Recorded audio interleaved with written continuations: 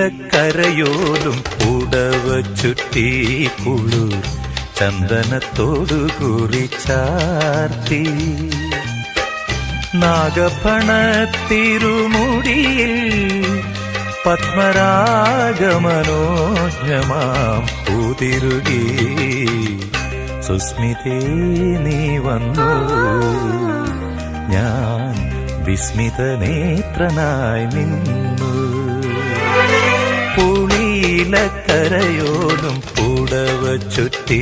കുളിർ ചന്ദനത്തോടു കുറിച്ചാർത്തി